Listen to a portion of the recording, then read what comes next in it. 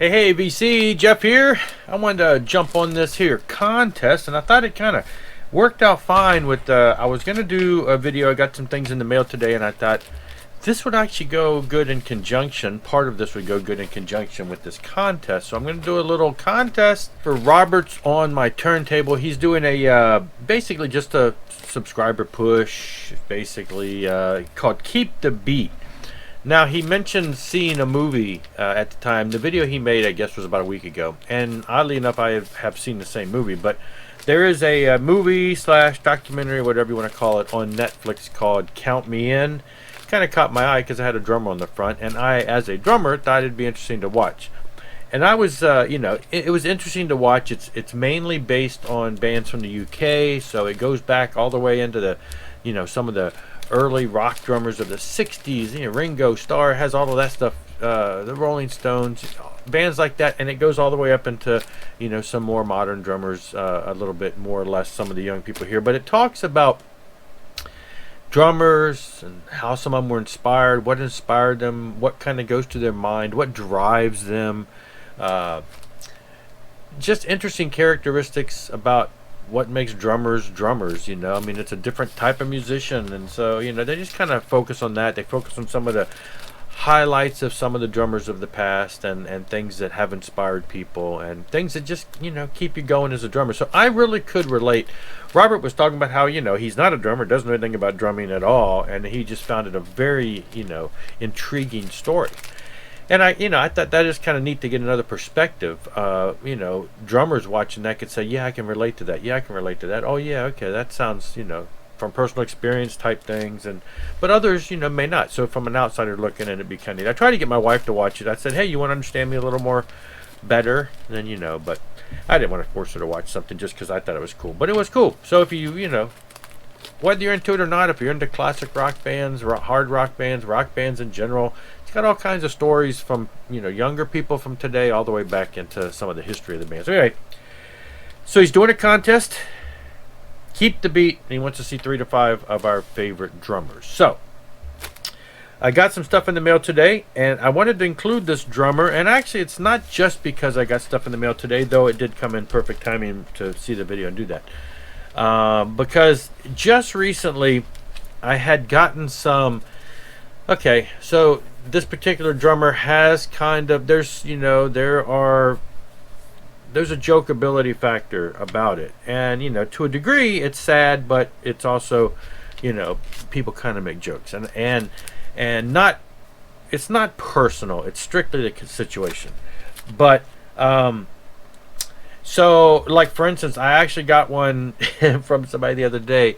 It was a meme that was made, and I've seen it. It's old, but somebody shared it with me again the other day, and it was the whole thing of, hey, I was in the car, and I was air drumming to some Metallica, but then I dropped my stick, and so I had to switch to Def Leppard.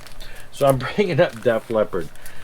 Now, Rick Allen from Def Leppard, the reason that's, people kind of make jokes, and like I say, they're not making jokes, I don't think, at what he's done, and that's what I want to focus on for this particular contest. Yeah, I was a big Def Leppard fan in the early days, early 80s.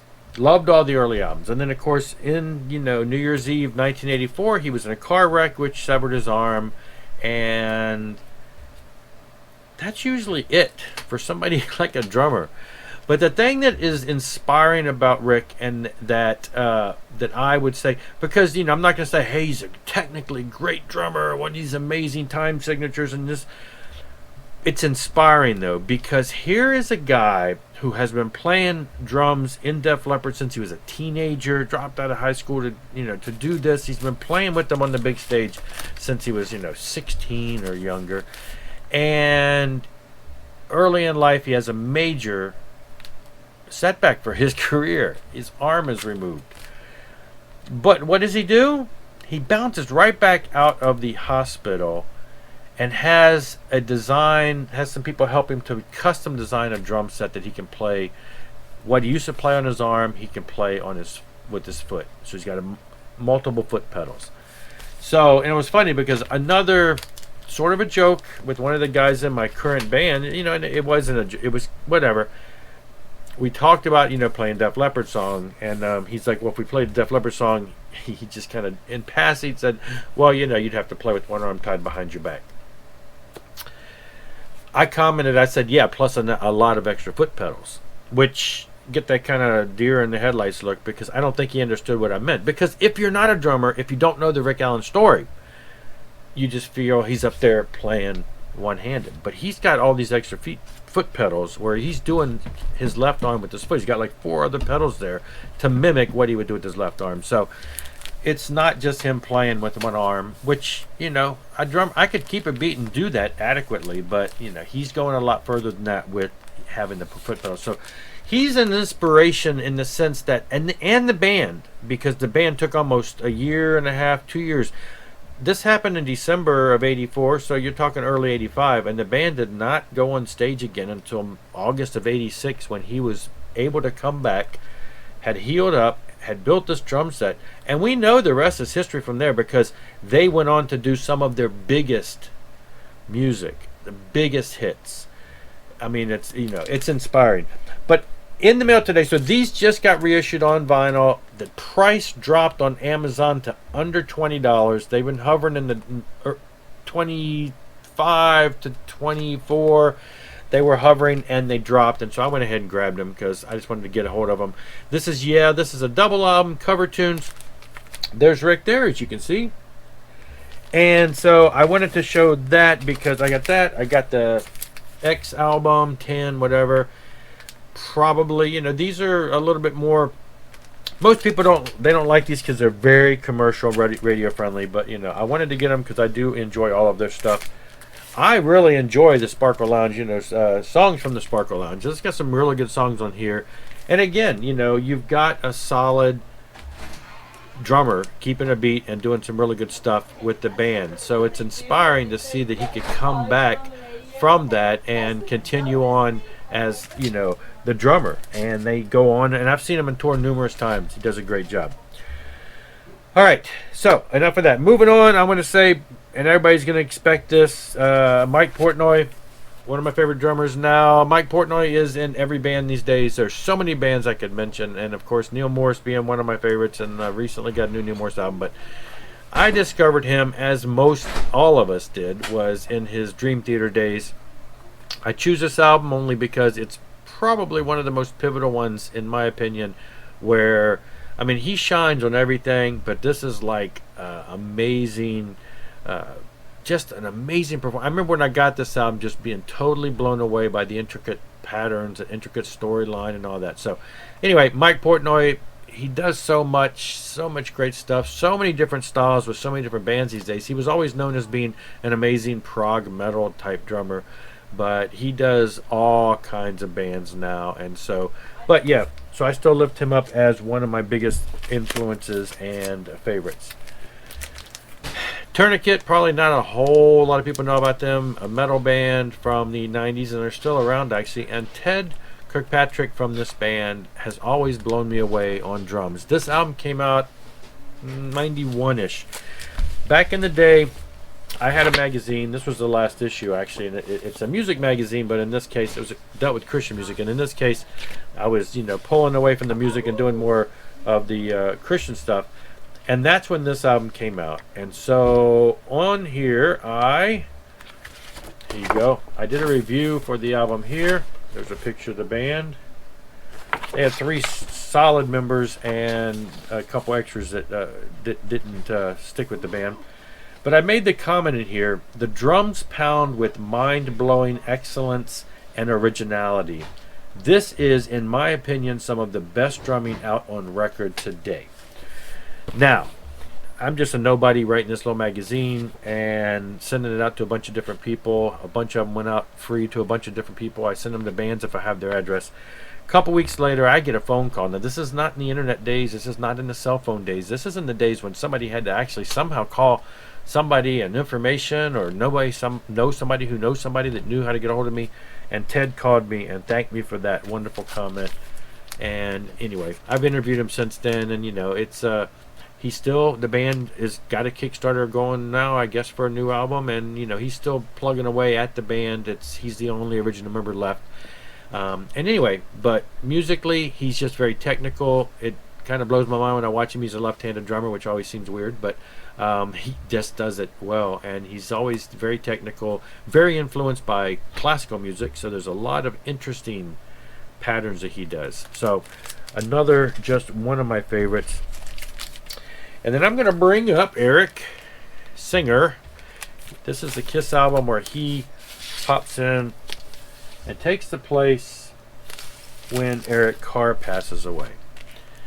Now, Eric has played with a lot of bands, and any band that he's involved in, I know what I'm going to hear as far as the kind of music he is, because he's just a solid drummer, and I know he's going to have a feel to. I just know it's going to be top notch. He's done Alice Cooper, he's done Badlands, he's been in a lot of bands. You can just look at his resume of bands he's been into a lot. He came in, joined Kiss after Eric Carr passed away. He did quite a few amazing albums. This would have been the first with them.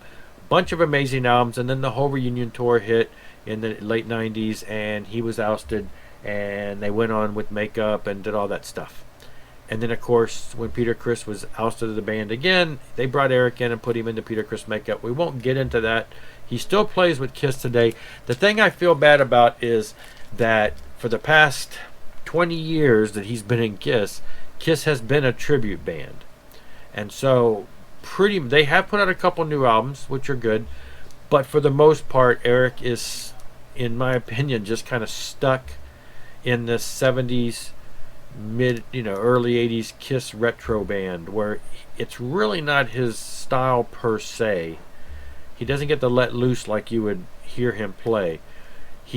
I think it kind of puts him in a box, and while he adds his own flair to the days of Peter Criss, it's the same stuff. And so it's nice when he gets out, does something with like Alice Cooper, does a recording with some other band. It's nice to see him get out of that box. But I am always impressed with him. He's always a solid drummer, and anything he does, I usually very much enjoy. And then the last one, again, these are not really in any order at all. But I had to bring up Tommy Aldridge. Now, this is one of this is the latest Whitesnake album.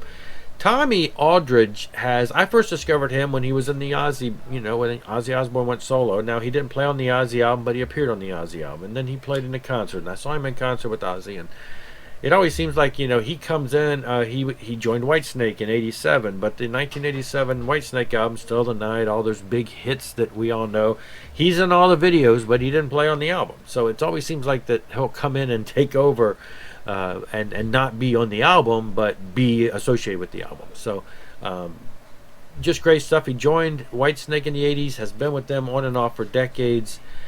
Honestly, I thought that he was I kind of lost touch with Whitesnake in the late 90s, early 2000s. Kind of didn't know who was doing what with the band. And then I got to see them, I believe it was like on that, it was either the Still of the Night tour in like 2004, 5, maybe 2006, the Blues tour. I totally forget. But my friend's like, let's go see him. I'm like, yeah, I love Whitesnake. I just, I haven't kept up with them as much recently, so I didn't know what I was in for. But I'm going to see him. They come to an area around here. So we went. And I sat there and I said, well, that drum set, the way that drum set is set up, looks very familiar. But I don't think Tommy Aldridge is with the band anymore. And that looks like Tommy's setup as far as the way the cymbals are and everything. I didn't anticipate that he was in the band because, again, I knew he was in the band in the late 80s. And I thought maybe the early 90s. But here we are, over 15 years since then, 2004, 5, 10, 12, 15 years later. Yeah, he's probably surely not in the band. He comes out, he was in the band. I'm like, oh, yes, I get to see him again. I haven't seen him since the 80s. But, yeah, blew my mind. And again, he is in again and out again in Whitesnake. He tours with them. He's on live albums. He's done a lot of stuff. And then occasionally he is recording with them. And he is listed as being the drummer on this album. I just have always been impressed by him. And now he's been in Black Oak, Arkansas. He's played with Pat Travers.